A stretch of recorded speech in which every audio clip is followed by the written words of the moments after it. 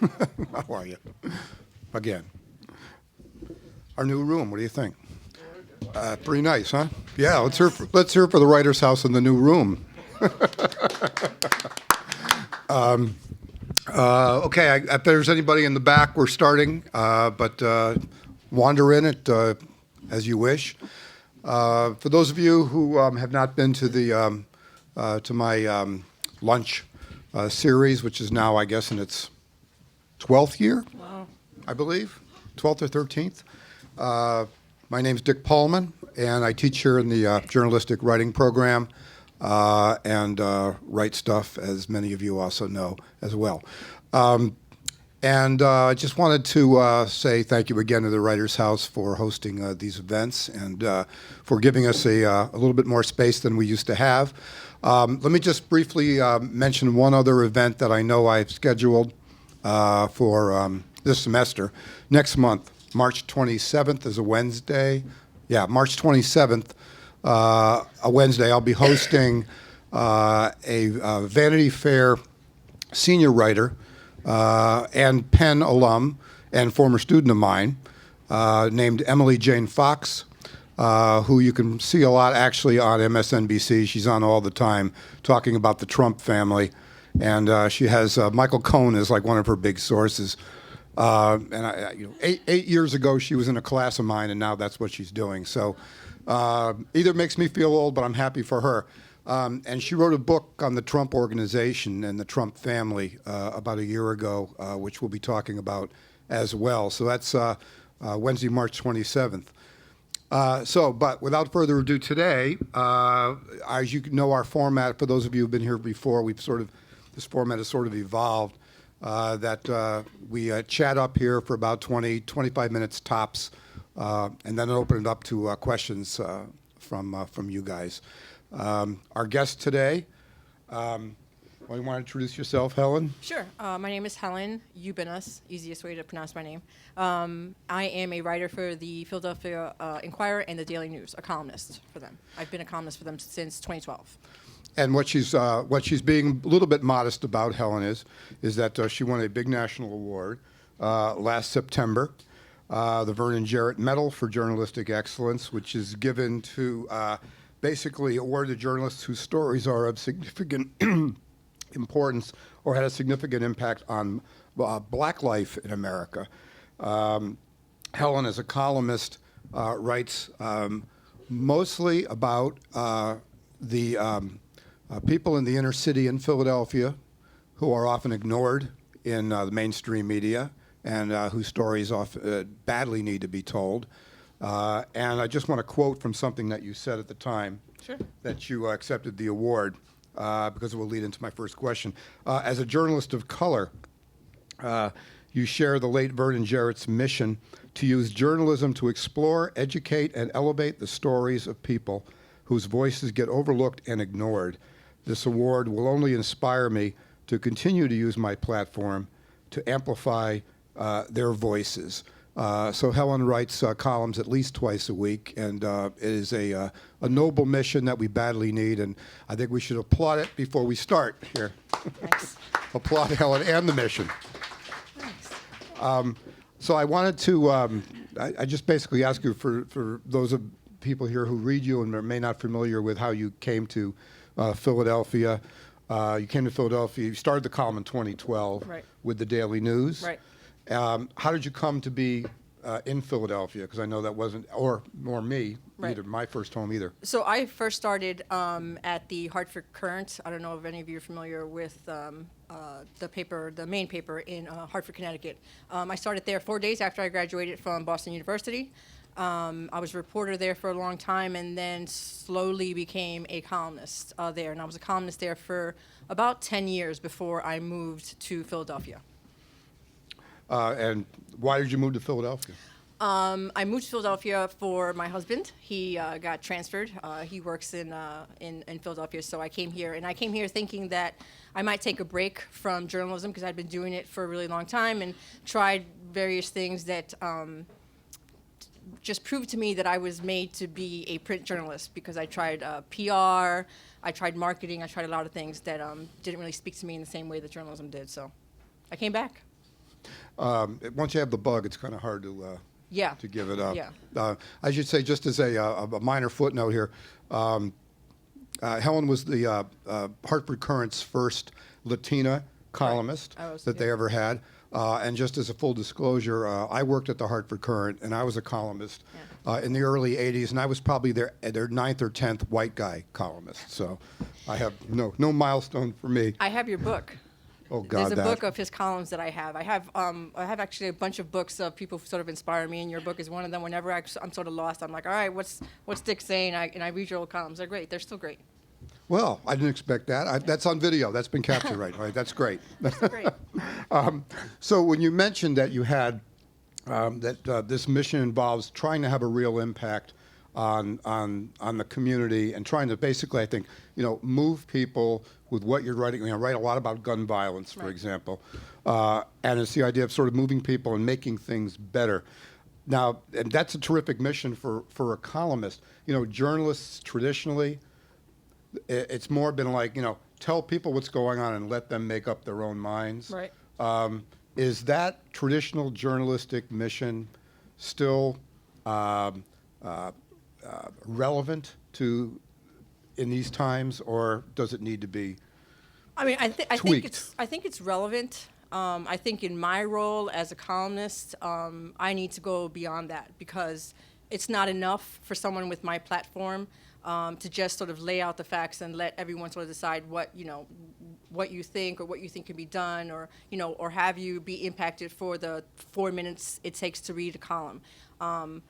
I think I've long thought that my role is to tell stories that are not only going to get your attention, but move you in a way to demand change. And it's my role, and that doesn't mean that it happens with one column. It often happens over a year or years. I've been writing about gun violence for a really long time. And I'll probably be writing about it for, a long time more. But it's absolutely my role to try to move people into action. And sometimes that means hammering the same issues over and over again in different ways, and telling stories in different ways, and telling different people's stories. But as a columnist, I think I have to go beyond that. There was a comment that I saw in one of your columns where you said mass shootings inspire emotions, inspire movements, but everyday shootings often get a meh, I think is the way you put it. And I was just wondering how you come to, a lot of the columns I see, you talk to people who are, often not in the headlines. They're in a hospital bed. They're going to go home with a colostomy bag. They're not going to get major coverage. And, you find them or you get to them. How do you find them and get to them? Do people tend to contact you at this point, or do you have organizations that you check in with to find these people? If I'm lucky, I'll get somebody to call me, but most of the stories or the people that I write about are people that I find on my own through other people that I'm writing about. I'm talking to a mom who lost a child or two children to gun violence, and she says, oh, my friend at my support group just lost her kid, or something else is going on. And so that's always where I've always found my stories. I've always, I always tell journalism students, the first rule of journalism for me is show up, have conversations, because that's where I get my stories. I am not, there are journalists who do great work, working the phones. That's just sort of not my style. I don't get story ideas from the phones. I need to connect with people face to face. I have to be out in the streets. I have to be in meetings. I have to be, I love summer and spring because I just wander around the city, whether it was Hartford, Connecticut or Philadelphia. I just wander and talk to people and stumble upon columns and people that I want to write about. So that's how I find my stuff. Because, that's sort of, I was asking maybe a more narrow-casted version of the question, how do you get your ideas, which is probably what a lot of people, tend to ask you. And that takes conversations with people. They'll say something, they'll mention someone, And there's times I'll see something that sort of, is interesting to me. This is sort of not gun violence, but sort of an example of something. I was walking to an assignment and I noticed this woman's car, and to be a good journalist, you kind of have to be nosy. That's just a fact. So I'm walking past this woman's car and I see a flap of paper on her windshield, and I'm just like, oh, that's weird. And I'm thinking, oh, I wonder if somebody wrote her a note, whatever. And I kind of went around and sort of looked and realized that someone had left a note telling her she had she was the sister of a soldier who died, and there's a gold star for folks who lost somebody in wars. And I left her a note saying, hey, I noticed this note that someone left you anonymously. I'm a reporter. I would really love the backstory. Thinking this woman will never, first she's going to think I'm a psycho, and second, she'll never call me back. And she did. And I was able to connect the two women, and it turned out to be a column. But I mentioned that to say that I am always looking for columns, whether I'm talking to people or just looking around or observing or reading or picking up local papers or going to meetings. That's how I find my columns. It's a lot of legwork. It's a lot of work, and I think as I recall, or I'm still doing it, the pressure. Yeah. The pressure to make the deadlines on Right. a regular basis it's unceasing. Right. It's also something that can drive a journalist to the adrenaline of it. Do you I ever thought you were going to say drive us mad. I'm like, drive? yes. Well, that Yeah, too. yeah, yeah. It's inextricably Yeah. intertwined. So do you keep running lists of things to make sure that you never run dry, or do you basically work without a net? In other words, you got one due in a couple days. Right. You don't really have anything in your Right. mind, and then you fill it on the spot. I think I do both. Sometimes I have a long running list, and then sometimes that sort of dries up, and I'm like, oh my God. And that's when you start, praying to the column gods, going, please, baby Jesus, let something come up. So, yeah, so it's both. Okay, so I'm trying to think. Where's the question? This was the thing about connecting with people and having like the thing on the car. And talking to people on the street. Is there any particular advice that you can give? I mean, because we have students here, journalism students as well. The hardest thing when I hear it from students, and probably when I was 20, it was the same thing, is approaching a stranger Right. and saying, you've got your notebook or whatever, and you say, you want to talk to them for the purposes of your purposes. And you have to break through a certain reserve often. So are there any general tips for how to make that work? I mean, I found what works best for me is to, and this sounds kind of weird, but it's just sort of, just be as authentic as you can possibly be. Don't approach the person with assumptions or the story with assumptions. Approach the person as, hey, I'm looking to learn more, to know more. Can you help me? People are really apt to help you understand issues. They want to educate you. They don't want people coming to them or their neighborhoods or their issues with assumptions. They want to be presented in a fair and accurate way, and the best way to do that is to approach people and say, can you help me understand this? And that's, it doesn't always work. The other thing that writers have to understand, and I've always thought this, is that people have the right to say no. People have the right to say, I don't want to talk to you. I don't want to share my story. And we as journalists, I think, forget that people do have that right, and that we should be respectful of people's stories and space. And, if one person doesn't want to speak to you, move on. Go to someone else. And that's something that's taken me some time to learn. And that I still sort of see sometimes when I'm out with other reporters that there's this, we forget, just because we have the notebook or the mic, we're still visitors to someone's story, and we should be respectful of that. Uh-huh. Is it harder to, let's just talk about gunshot victims and their families Sure. in particular, which is, that's a highly sensitive emotional situation. So I would imagine that approaching people, folks like that, Mm-hmm. which you do a lot, Yep. takes a certain refinement of the approaching strangers techniques. Right. So what are you doing? And can you give an example from one of the columns of how you broke through that? It never really gets easier, because you're basically walking into someone's worst moment, their worst day, and you're asking them to stop their grieving, their anger, their whatever feelings they're having, to share that moment with you. And I think that what's often works best for me is something that I legitimately want to know. It's can you help me tell your loved one's story? Can you help me get beyond the fact that a man died, was shot, and killed today on blah, blah, blah street? And that often works because I think people understand that, whatever state that they're in, they want to share their loved one's story. They want to tell people that this person was more than just a statistic, that this person was loved, that this person had a life.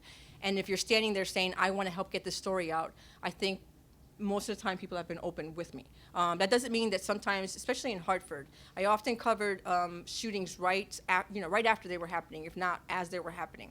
And I mean, it was a whole different ballgame. I wasn't walking in, after the mom or the dad got the news that their loved one was, had passed at the hospital or at home. I was in there when the crime tape was still up and people were still screaming and the cops were still trying to make sense of everything. And so that was a very difficult position to be put in for everyone because, emotions were running high and you're trying to get information and you're trying to get beyond that, but that wasn't necessarily the best time to get beyond that story.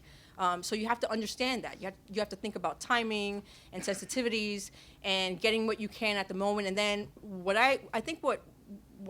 my columns do and what I try to do is that you have to go back. Often we go there, we get the story, we get the 3 or 4 paragraphs, and we don't return. And I'm very much about returning. And not just because I want to get the follow-up story, but I'm very much I want to know how this ends, right? And so I do go back. And I want to know how they're doing. And when the mom starts a nonprofit in her son's name or whatever, how's that going? And they don't always turn into columns, but they turn into relationships that lead to other columns. Yeah. I mean, I get one example I could think of was about this food truck. Right. There's some people, but you could tell the story because there's a pen connection to There it. is, yeah. And this was when you did a follow-up. Right. Explain what I'm So not going to do as well. I'm bad with it's close by the Hillel House. So he's Troy Harris is a beloved cook over there. Has been for a really long time. I don't know if any of you do you know him? Do you go there? Anyway, if you don't, you should. He's a great guy. So the day after the Parkland shooting, his son was shot and almost killed, steps from their home. He had been trying to get this food truck, this vegan food truck, up and going with some of the students that eat at the kosher house. And in the midst of this, his son, and the reason why he wanted to get this food truck going is because he wanted to help kids basically not find themselves in situations where they're shot and killed. And then, lo and behold, his son is one of those. And so I ended up following up because that whole project had to be put on hold while he tended to his son, who's 17, he might be a little older now, who's paralyzed. And so the very thing that he was hoping to keep from happening to young men in his neighborhood happened to his son. And so I believe he was in North Philly. But I maybe, you know what, don't hold me to that. The fact of the matter is that unfortunately I've gone all over the city and there's not a neighborhood that has not been touched by gun violence. I mean, a lot of times we have in our head, like this neighborhood, that neighborhood. In the 5 years I've been here, it's just every single neighborhood is touched by this in one way or the other. And every single one of us is touched by this in one way or the other. There's an event that I hold at the Art Museum steps called Fill the Steps Against Gun Violence. And what I try to do is get people to understand that even if you think you're not touched by this, you are. Your coworkers, the person you're passing by on the train, we're all touched in one way or the other. We can't escape this. And so it's the reason why I say this is all of our problems, all of the neighborhood's problems.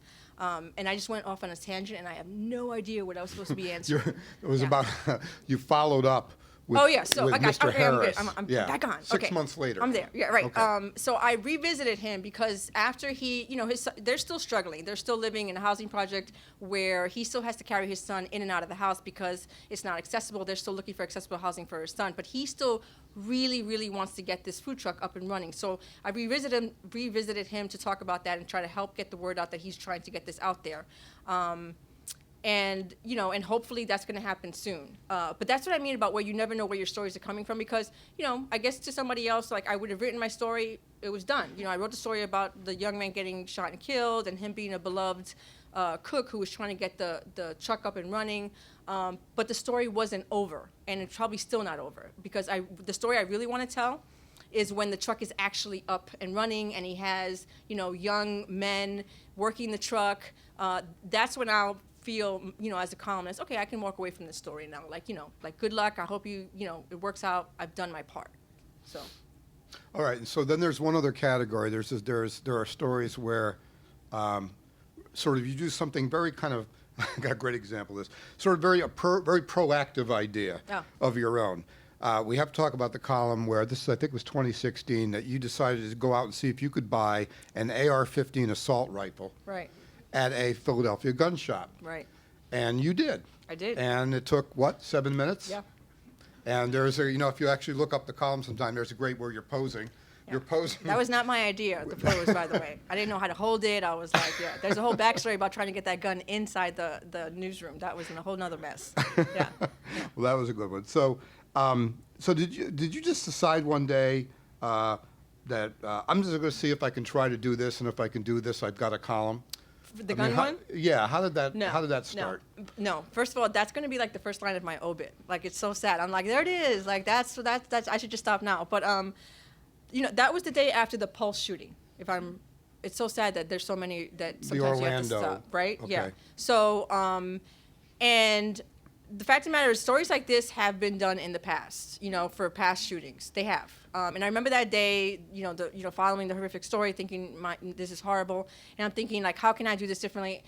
I want to say I'd love to take credit for this, but I'm not sure I'd love to take credit for this. So I'm just, I get a call from an editor basically saying that they were asking people in the newsroom, like, how, and no, everyone's like, yeah, I'm good, I'm not doing that, because it's super freaking awkward, right? So I'm like, I'm always sort of game to like, okay, let's do that. And this one I was like really hesitant because I was a little worried that it would come off like a stunt at a time when so many people we're in the middle of grieving. This is a huge story. Is this really the time?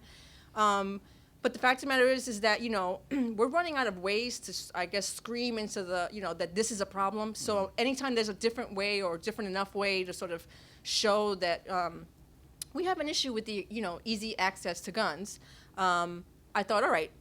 So I guess I drew the short straws or whatever. So I'm like, sure, I'll try that, And it was a weird day because it was a day where a lot of the places were closed, and I can't remember exactly why. But I found a place. The other problem is that I personally would have flagged myself if I saw myself in that gun place, because I was acting really suspiciously, because I've never held a gun.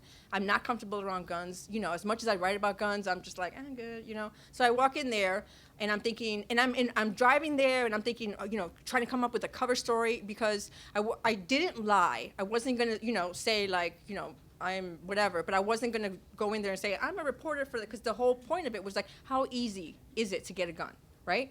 I used my own, my own credit card. I used my real name. There was no sort of misleading anyone about anything.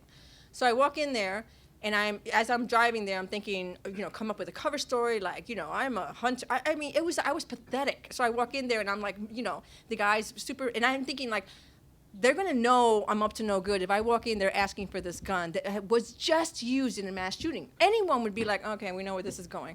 But when I walk in, I see that the special of the day, kid you not, you can't make this up, is the AR-15. I went there that day, right? It was that day or the day after. And I'm thinking, is this a freaking joke? Like, it was like a special sale. I have no idea how much guns are supposed to cost, but I thought it was a lot, but whatever. It was a special, and it was that gun. It blew my mind, and apparently, as I was reporting, that often happens after mass shootings. Whatever gun was used, people start going after it because they think that they're no longer going to be able to buy that gun because, it's going to have whatever. So I walk in, and I'm, sort of like playing it not cool. It was like, seriously, it was just, I was pathetic. I'm just, and the guy, really nice man, came over, and I'm just like, I'm looking for, I was mumbling. I don't know. There might have been like inside crime. I didn't know what I was doing. Anyway, so I managed to ask for this gun, and he's like, "Oh, it's super nice showing to me." I'm like I don't know what you're supposed to look for. I'm like, looks good. I'll take it. My mumbling and just acting like a freak took longer than it did to fill out the paperwork, for them to walk back and go, "You're all good," and come back and say, "You're fine." I was just standing going, "I'm fine, really?" And so there's a shot of me walking out, and I swear, I'm like, this is like, someone's gonna come arrest me, because this is.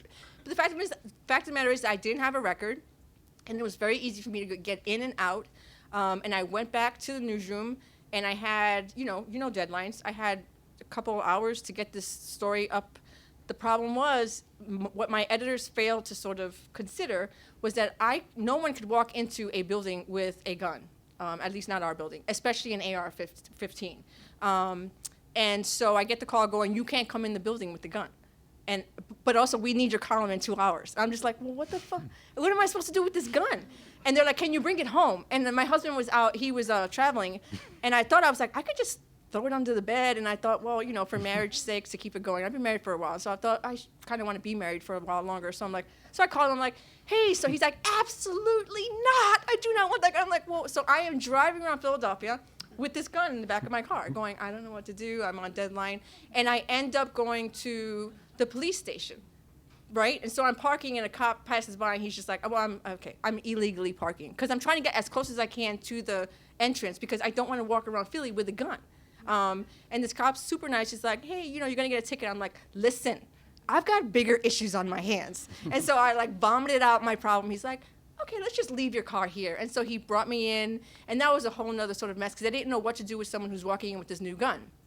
And so many cops were like almost caressing it, going, you know, you could sell this. And I'm just like, and they're like, no, I don't mean like on Craigslist. I just mean like legitimately sell this. I'm like, no, I want to get rid of it. So that was a complete mess. They finally took it, and I had, by that point, 45 minutes to write this column. And I honestly thought, like, there's going to be 18 million of these columns tomorrow. Like, everyone's going to have this idea. So I'm just like, this is what, you have no idea which ones are going to hit and which ones are, you know, which one's going to resonate and which ones. And so I wrote this column, and, you know, it went viral in good and really bad ways, you know. I love to say that I think it made an impact in the right way, but we're sitting here how many mass shootings later, right? So I'm not sure it really made the impact that I had hoped it would make, but it was a trip. Well, here's one paragraph from the story. 45 minutes? That Yeah. makes me crazy just thinking about that. I told the guy I was on a budget, so I got an AR-15 for $759.99. God bless America. Yeah. And I can see how you could get feedback either way on Right. that, which actually leads me to wonder. Let's just talk just for a second about feedback. You know, when you put yourself out there in journalism today, particularly as a columnist, you have to expect it's just part of the business that you're going to get feedback or Right. blowback or whatever you want to call it, often in the form of tweet storms and things like that. What's your attitude about that? How do you handle that? You just basically at this point grow a thick skin and let it go by? Because probably I bet some of it is pretty misogynistic, I would imagine. Or I might have heard that or seen that. No, over I the years. actually have written a lot about sort of the how feedback has changed over the last few years. You know, I've been a columnist for a long time. I was a columnist in Hartford. I was a columnist here, where that's just sort of part of the job. And you grow a thick skin, and sometimes it's thicker than other days. Sometimes it's sort of you get to a tipping point, and you sort of get sick of it, and then the skin grows back again or whatever. But it's completely changed in the last, I don't know, 2-3 years, where it's gone beyond people disagreeing with your views, disagreeing with your writing, disagreeing with your style, disagreeing with your politics, to where depending on how many boxes you can check, and by that I mean if you're a woman of color, the racism, the sexism, the threats, the harassment, it absolutely has gotten worse. To the point where like I said, I have written a lot about it. For a long time, I started to put some of the stuff on Twitter, and people would often go like, why are you doing that? And I'd get, I get, even from my own colleagues going, oh, we all get that. And I'm like, well, I think we all get it in different ways. And then I started to put some of the voicemails up. And the reason I did that is because for a really long time, editors and even, my colleagues were all okay with sort of like, I guess, convincing themselves that we were all getting the same kind of feedback. And we are not. To the point where I don't know how familiar you guys are with being doxxed, where people have put my address, online and suggested that people either, come and share their disagreements with me in person or call the cops. Because what happens is that, if somebody calls the cops and says there's a problem coming, a lot of times cops will come in, guns a-blazing. So it's absolutely ratcheted up to, I think, an unhealthy and unsafe level for columnists, especially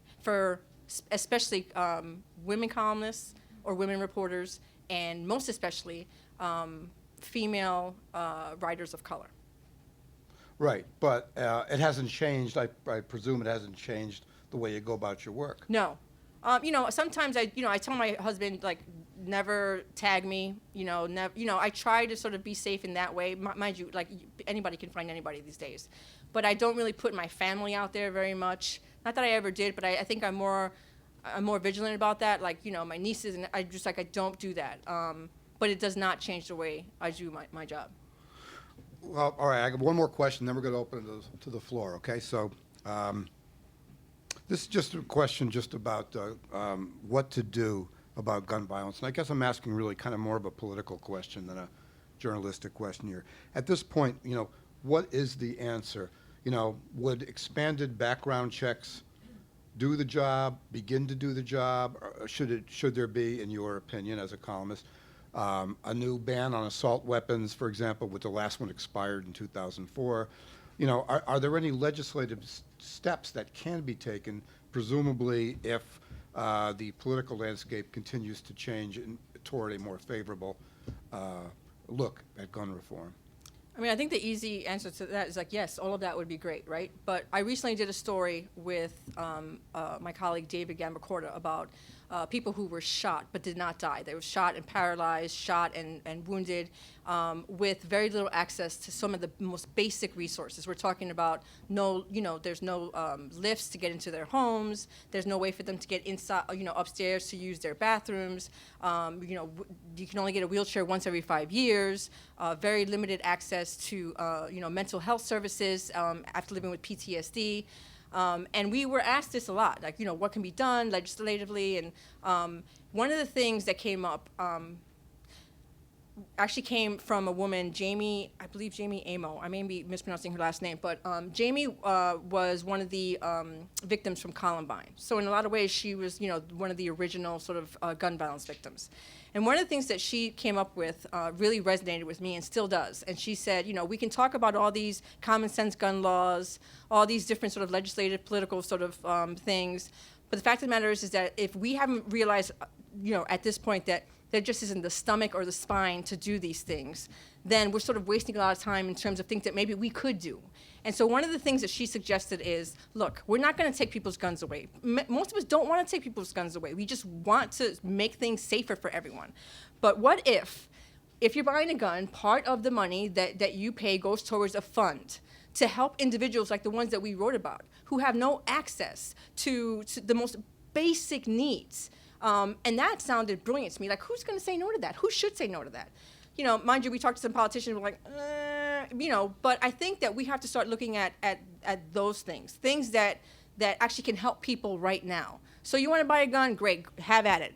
The gun is what, how much is my gun? $759.99. Right, we're gonna round that up to $775, and the extra money is gonna go to this fund. And when someone gets shot and wounded and paralyzed or whatever, and they don't have money for a ramp, they can access money through this because it's all of our problems. And so I think that those are the solutions that we need to start looking at, because we're stuck legislatively. We're stuck politically, and I'm sorry, I don't see that moving. What I see are individuals who need help right now, who can't wait for the political landscape to change. And so those are the solutions that I think, as a columnist and as a journalist, I want to push more for. Yeah, if the landscape changes at all, it's another 2 years. Exactly. At minimum. Right. All right. So you guys have questions. I'll try to recognize you. I think there's going to be a microphone, I believe. Yes. And so these are just on the issues we've been talking about, or the journalistic work that she does. And so we have someone here, someone in front, and then the second row, and then we will continue to cover the landscape here. Right here. Just 2 days ago, I walked through Suburban Station, SEPTA Suburban Station, and there is absolutely no place for the homeless to sit. All the benches have been locked up behind where the people pay their fare to go in. Right. And both ends, A and B. And I've seen them there sitting around the dollar store, but I know the policemen are going to chase them away if they're sitting on the floor like that. There's also no toilets for the homeless to use at night because they are totally locked up. So this is a crisis for the homeless. I'm wondering what you suggest. Yes, so this is, I don't know if you guys have read the recent stories by my colleague Jason Laughlin. There have been some confrontations between the homeless individuals and the police officers who are closing up at night because the homeless individuals don't have many places to go, and so they don't want to leave. But they do close down the station, and so that's sort of the story that's in the news right now. I've written in the last 5 years that I've written my column, I have written about the issue there, and it's not getting better.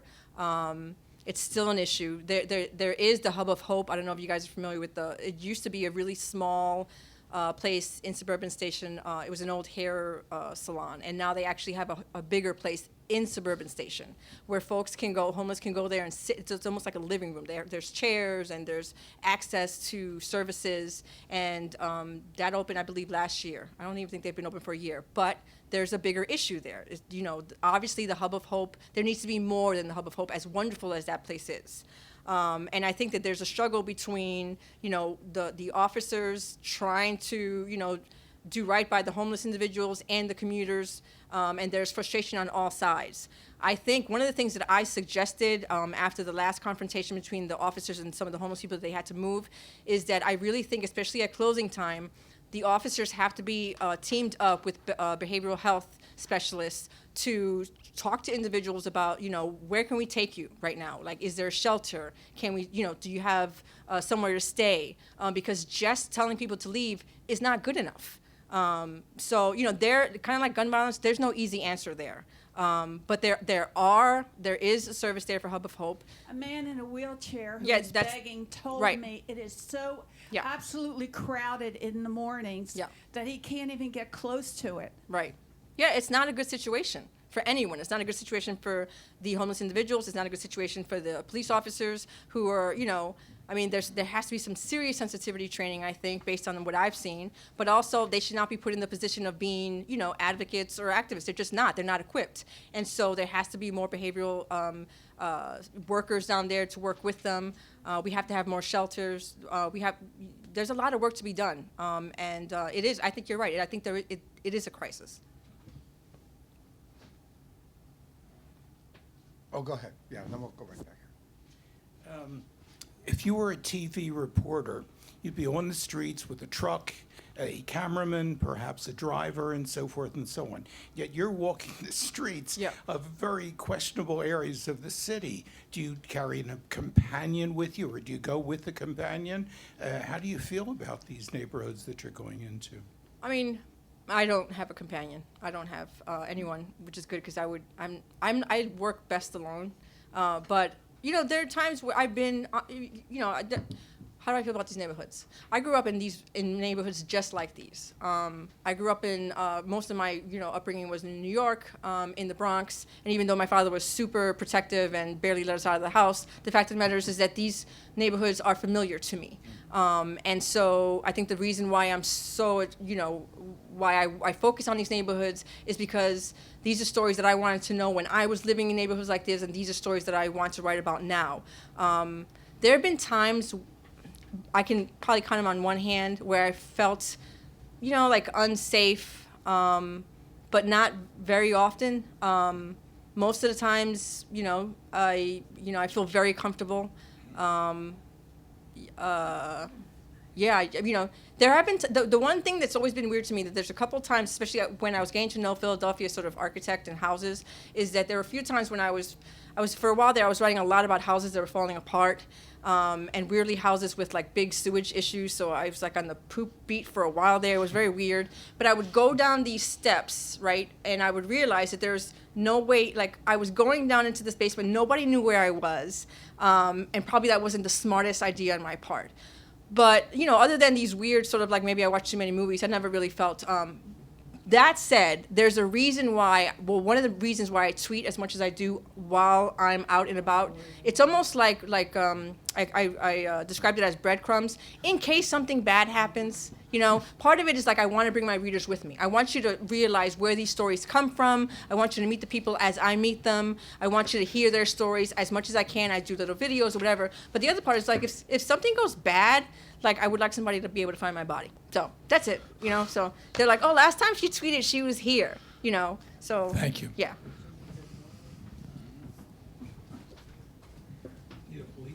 Yeah. Hi. You've talked a lot about how you get your story ideas. Yeah. I guess I would like to hear a little bit about the story ideas that don't work out. If that happens, why, what kinds of things come up that that basically kills the story for you. For me, the thing that most often kills a story is that somebody was not being truthful with me. And I think people forget that, like, I try to be, I think I'm easygoing and friendly enough or whatever, and I think they think that I won't do my due diligence. Like, just because you tell me something doesn't mean that I'm just going to completely believe it. I'm going to, do some work to make sure that what you're telling me is true. So the one thing that kills a story the fastest is that I find out there's some untruth there, or, the story was tweaked a bit, or, so that's...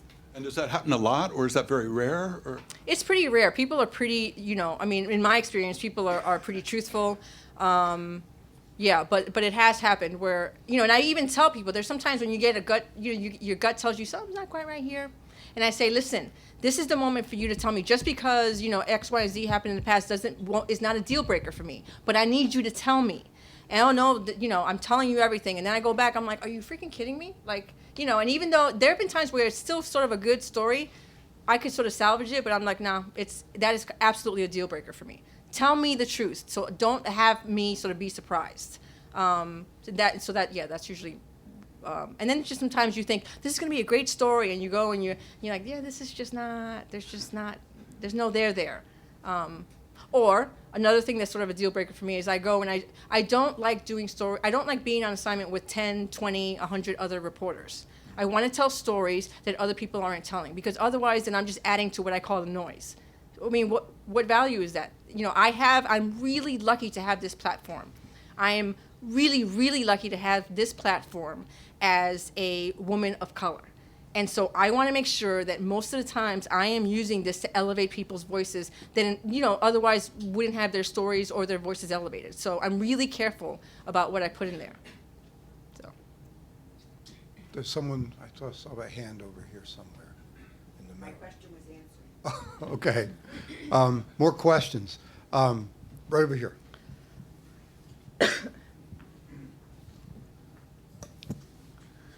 Thanks for your comments. You touched on this already, but I always think in these shootings about the people who were wounded. There's many stories about those who die and about their families, but it sounds like you're also trying to touch upon modern weapons. If you're wounded with a modern weapon, it's absolutely horrendous. Mm-hmm. And you're writing about what, to my mind, are essentially combat situations. Mm-hmm. Many more people are wounded than are killed.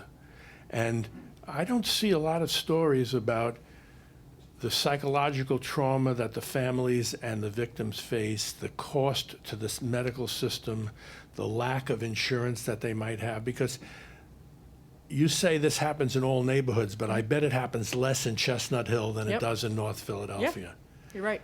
So it happens more to people who don't have coverage, who don't have resources. Beside yourself, where do we find these stories?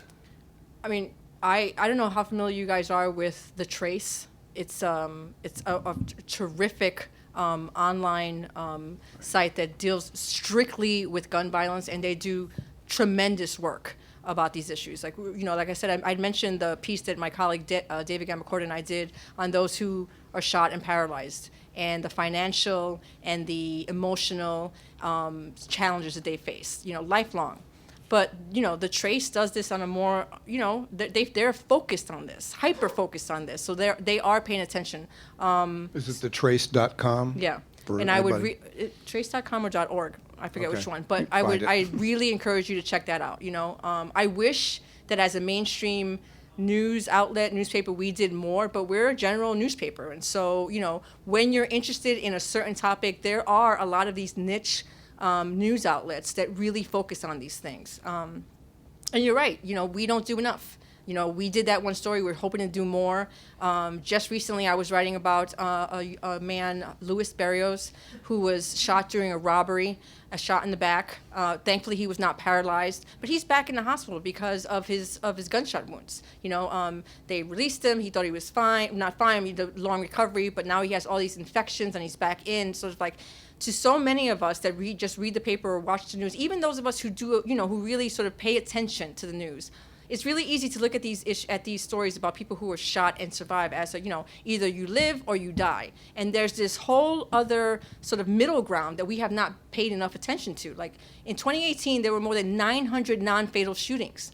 That means that there are people who are walking around here with wounds that we have not written about, that we have not paid enough attention on, and we have to do a better job. But when you have so many actual homicides with shrinking newsroom, it's kind of hard to do that. It is, which is why I really encourage people to go and find the places like the Marshall Project and Trace that are hyper-focused on these issues. More questions. I was going to ask you about, I don't know how much you want to get at talking about the Inquirer, Daily News, Philly.com in terms of all this, but, but we're talking a lot, the stresses on metro newspapers and the layoffs that have taken place in the last few weeks nationwide with some of these newspaper chains that are owned by hedge funds and shrinking the newsrooms. I think it's great that the Inquirer, Daily News, Philly.com have that you're doing this and that you did this thing with David, and at least there's some commitment to writing about this kind of stuff. Right. But what are the chances that they would be able to expand the coverage given, the size of the newsroom? I mean, I used to work there when the newsroom was probably, 40 or 50% larger than it is now. Right.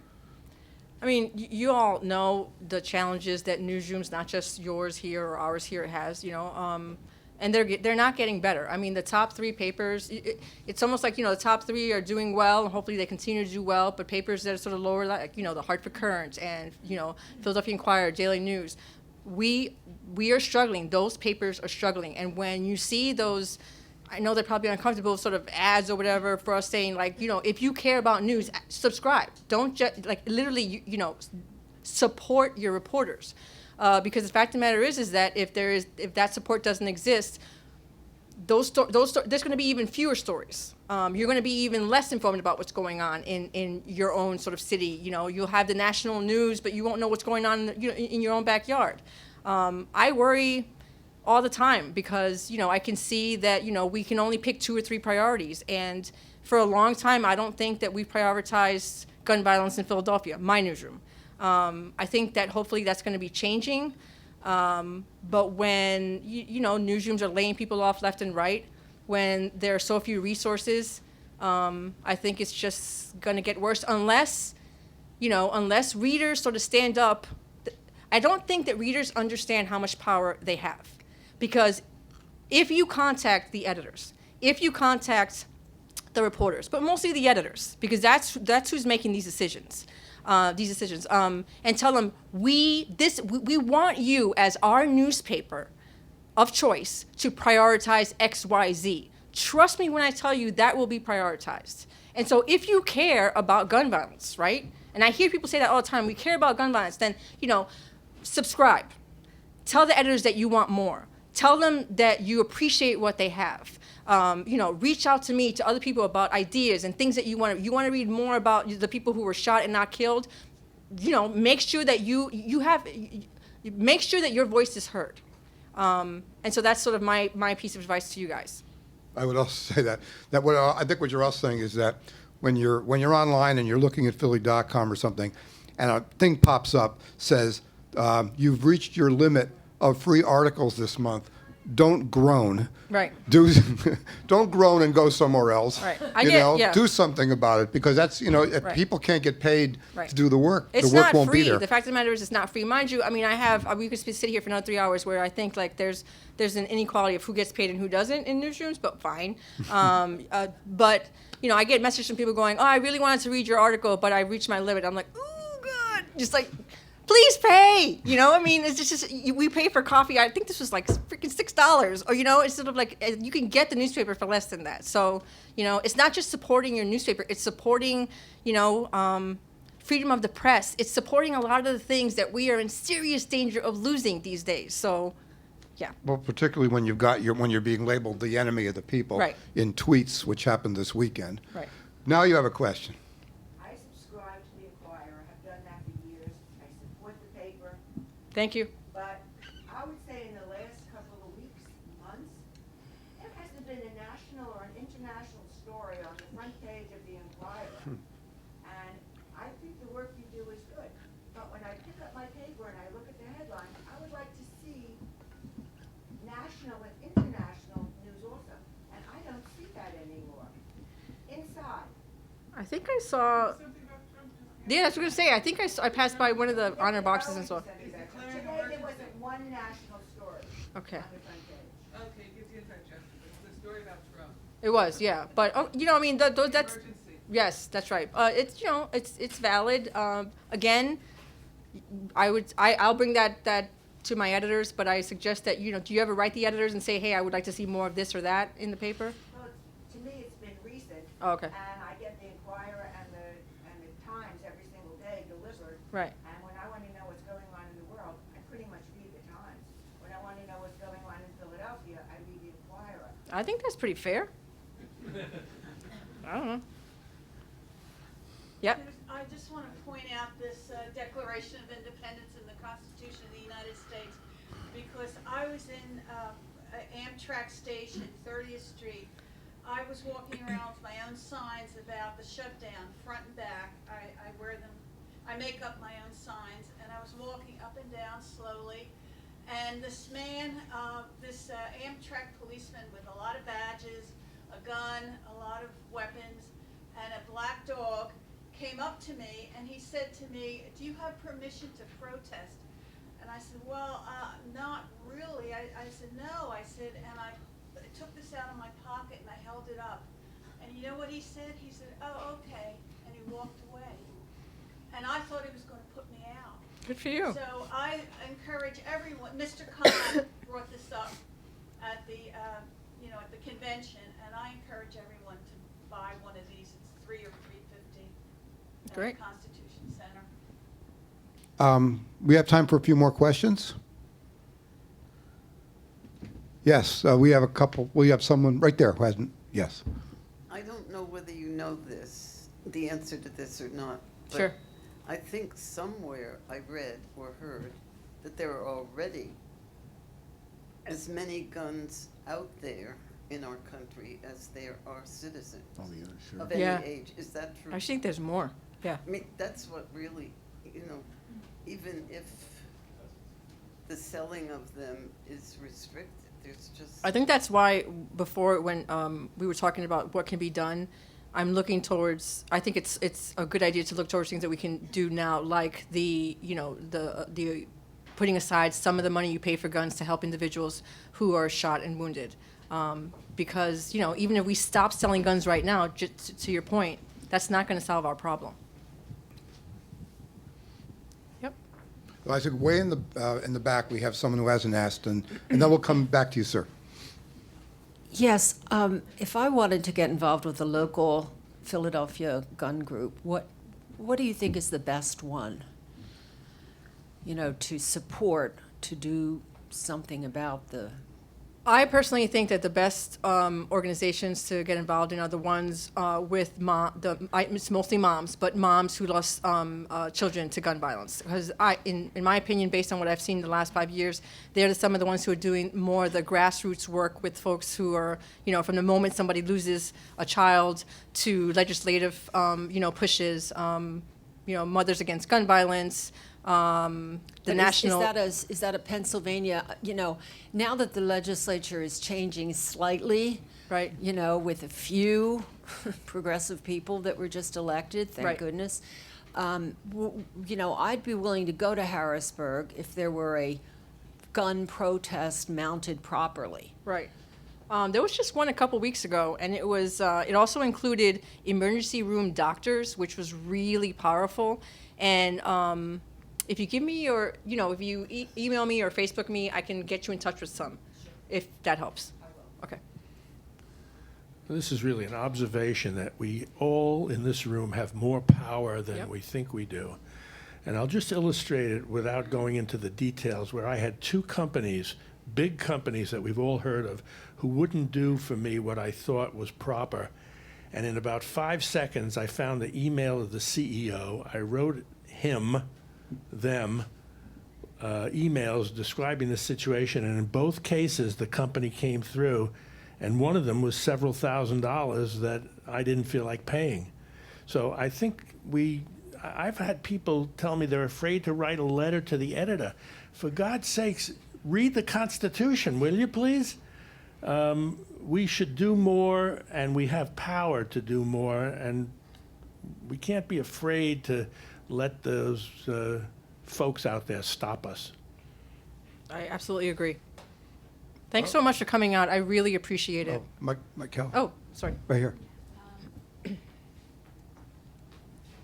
This is a little bit more of a technical question, Sure. but as you're working on these stories that have both a kind of a local beat with Philadelphia and tying into a national news coverage, how do you, I guess, balance the personal narrative aspect of your writing with and keeping these characters kind of relatable and personable with incorporating more hard-hitting data? And how does that, I guess, how do you allocate time in your research process to kind of serving both of those sides of the piece? Yeah. The exposition. Yeah, it's not, especially when, I don't know how many words you get, but in a column you get a very limited, you get even fewer words than you do in sort of a news story. And so we're talking anywhere from, 600 to 800. And if you go any more than that, the editors start sort of groaning. So it is difficult, but I really believe that when you're writing about national issues and even local issues, that it has to be told through people, right? It has to be personal. Whether that person happens to be me or somebody else that I'm writing about, it has to sort of strike a personal nerve for people to actually, I think, care or realize how relevant or that it resonates in a certain way. And so what I try to do is when I'm interviewing somebody, and when I'm trying to incorporate both and trying to meld both, is that often that means, as unfortunate as it is, there has to be a lot of the personal story that gets left out. Every single sentence and word has to be relevant to sort of the national or the bigger issue that you're trying to make, whether it's about immigration or gun violence, and so, not many asides sort of can make their way. There's a lot of stuff that you hear of a person's story that you just can't fit into your piece. And so you have to be ruthless with going, that's really great. I wish I could put that in there, but I just can't because it doesn't sort of add to the bigger point that I'm making. And you cannot, you have to hyper-focus on that point that you're making. And every single detail that you decide to put in there, or almost every single detail, has to sort of help you make that point. Does that help at all?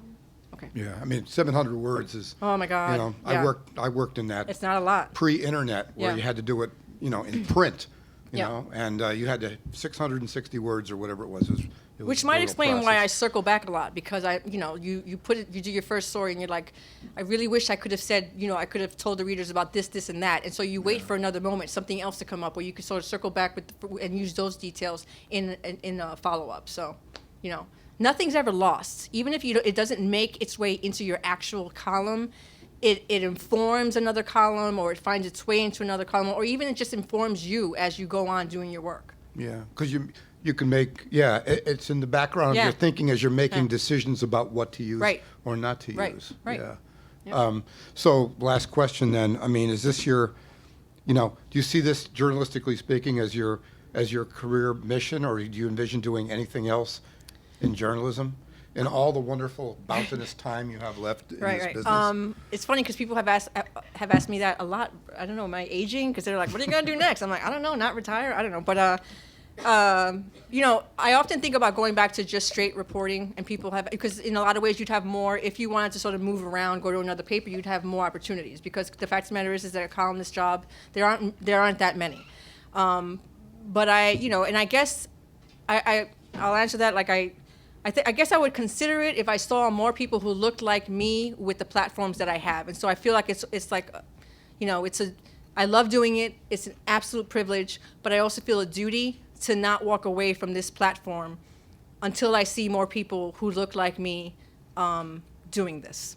So yeah, I think I'm going to keep doing this until they tell me not to. Well, to echo something Helen said a few minutes ago, which was thanking everybody Yes. for coming. Thank you all for coming. Thank you so much.